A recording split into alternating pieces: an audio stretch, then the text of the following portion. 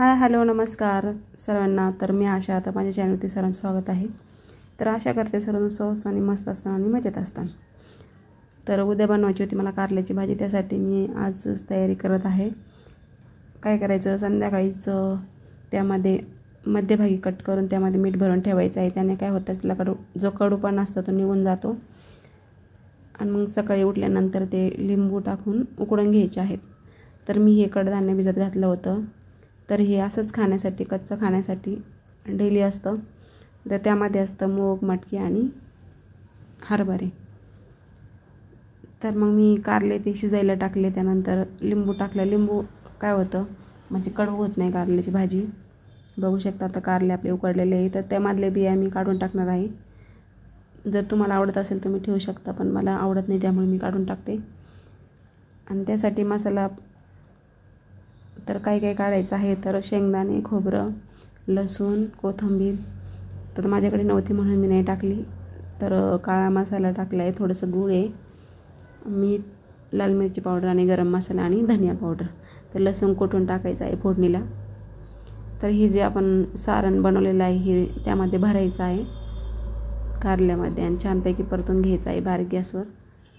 आणि खूप छान झाली होती भाजी, म्हणजे थोडीसुद्धा कडू झालेली नव्हती. तुम्ही नक्की अशा पद्धतीने करून बघा, कारण खूप जणांची कारल्याची भाजी ही कडूच होते.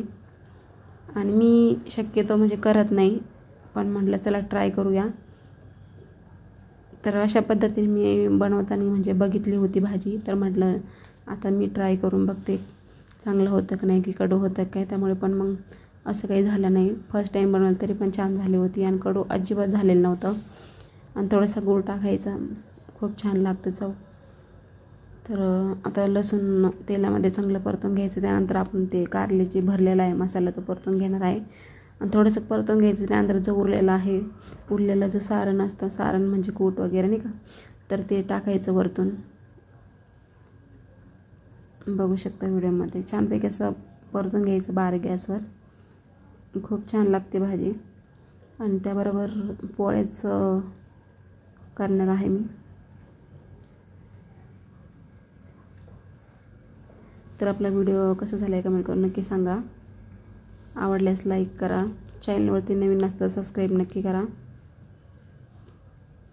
त्यात हा कूट टाकून देत आहे त्यामध्ये. आता अजून थोडंसं परतून घ्यायचं. तुमच्याकडे कोथिंबीर असली तुम्ही ते टाकू शकता. आता माझ्याकडे नव्हती त्यामुळे मी नाही टाकली.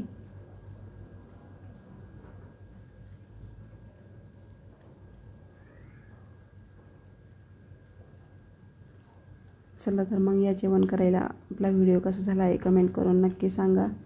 त्याबरोबर आहे काकडी